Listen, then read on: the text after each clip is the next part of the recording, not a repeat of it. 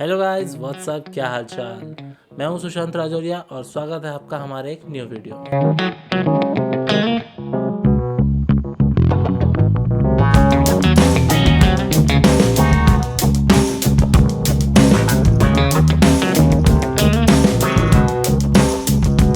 Okay, सो आज का हमारा टारगेट बहुत सिंपल है। हमारे पास एक ऐप है जिसको हमने लास्ट वीडियो में बनाना शुरू किया था। सो कर्सर की मदद से हमने एक ऐप को बेसिक फीचर्स के साथ रेडी कर लिया था, बट उसमें बैकएंड नहीं था, कुछ भी डिज़ाइनिंग उतनी बेटर नहीं थी, ना उसका लोगो था, कुछ नहीं था, जिसमें हम इसे AI की मदद से और AI टूल्स की मदद से ही लाइव करना चाहते हैं। सो अभी के लिए इस ऐप में सिर्फ बेसिक फीचर्स है, जिसमें हम एक टू डू ऐप की फंक्शनैलिटी चाह रहे हैं कि कोई भी बंदा अपने टास्क दे पाए जो कि कैलेंडर से सिंक हो और अपने जो भी उसके टास्क है या नोट्स ले पाए। बहुत बेसिक फीचर्स को ही हमने हमारी ऐप के साथ इन बिल्ड किया है। ओके, सो आज का हमारा जो ऐप है उसे हमने इस वीक में बनाया है और इसमें हमने उसमें बहुत ही सिंपल चीज़ों पे काम किया है। नेक्स्ट वीक हम इसे थोड़ा सा और एडवांस ले जाने की कोशिश करेंगे। आने वाले वीक्स में आप इसमें कुछ नए फीचर्स को भी ऐड होते हुए देखोगे, बट अभी के लिए हम इसमें सिर्फ MVP लॉन्च करना चाह रहे हैं, क्योंकि अगर आप इस पर थोड़ा सा ध्यान दो तो किसी भी ऐप के लॉन्च में हमें सबसे पहले एक MVP पे ध्यान देना चाहिए कि अगर हम MVP को फाइनलाइज करके उसे लॉन्च करते हैं तभी आप सेकेंड वर्जन पे आओगे। क्योंकि हमेशा इंसान चाहता है कि जब भी आप कोई ऐप पे काम करते हो, एज अ डेवलपर मैं इस चीज़ को बहुत अच्छे से जानता हूँ कि जब भी हम किसी एक ऐप पर काम करते हैं तो हम चाह रहे होते हैं कि वो ऐप एक बेटर वे में और अपना बेस्ट वर्जन हम उसमें लाइव करें, बट जो कि रियलिस्टिकली पॉसिबल नहीं है, क्योंकि बेस्ट वर्जन कभी होता ही नहीं। क्योंकि हर बार जब आप किसी भी ऐप पर या किसी भी फीचर पर काम करोगे तो आप उसमें कुछ न्यू चीज़ ऐड करोगे, जिसके कारण वो हर बार एक अब पिछले वर्जन से बेटर होते जाएगा। तो बेटर वर्जन के लिए अगर आप रुकोगे तो आप कभी भी अपने ऐप को लाइव नहीं कर पाओगे और आप प्रोक्रेस्टिनेशन में डूब जाओगे। सो हमारा जो मेन टारगेट है वो यही है कि हम हमारी खुद की भी प्रोडक्टिविटी बढ़ा सकें। सो हम उन चीज़ों पे ही पहले फोकस करेंगे जो हम डेली लाइफ में यूज़ कर सकते हैं।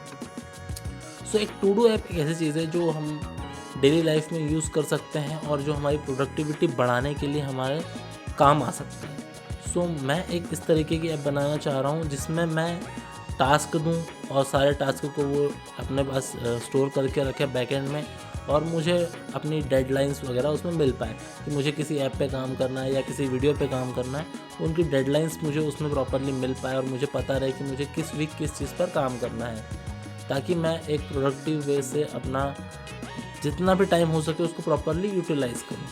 सो ये हमारा एक सिनॉप्सिस है जिसमें हम ऐप को हमारे ज़्यादातर काम देने की कोशिश करेंगे, बिकॉज राइट नाउ AI बहुत ही ज़्यादा एडवांस हो चुका है और इन फ्यूचर में और एडवांस होगा।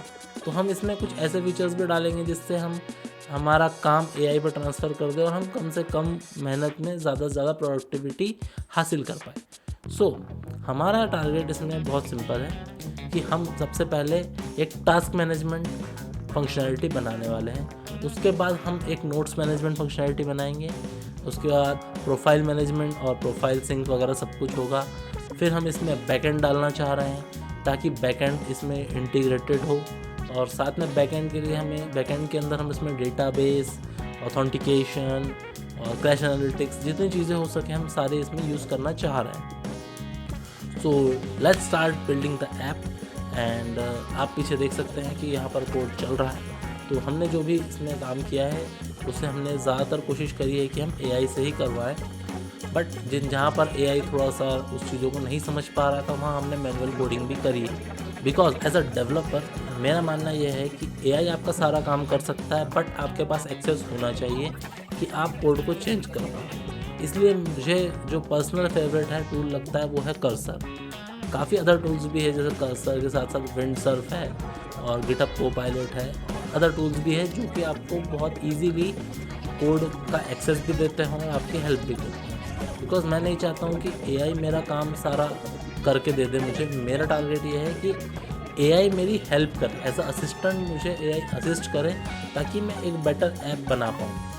सो इसलिए मैंने इसमें यही यूज़ किया ताकि मैं उसमें चेंजेस भी कर पाऊँ खुद से। सो बेसिकली हमने इस ऐप के लिए फ्लटर को चूज़ किया है, बिकॉज मुझे एज अ पर्सनली मैं फ्लटर डेवलपर हूँ, तो मुझे फ्लटर के ऊपर भरोसा भी है और वहाँ पर मुझे एक बेटर अंडरस्टैंडिंग लगती है कि मैं वहाँ पर एक बेटर कोड कर सकता हूँ। बट जो कि मेरा फ्लटर चूज़ करने का एक अदर रीज़न ये भी है कि फ्लटर एक क्रॉस प्लेटफॉर्म फंक्शनलिटी प्रोवाइड करता है, जिसमें हम एंड्रॉयड, iOS, वेब के साथ साथ विंडोज़, मैकओएस, लाइनक्स सभी प्लेटफॉर्म्स पर एक साथ अपनी ऐप को टारगेट कर सकते हैं। सो फर्स्ट ऑफ ऑल जो हमारा प्राइमरी टारगेट है अभी एंड्रॉयड, iOS और वेब।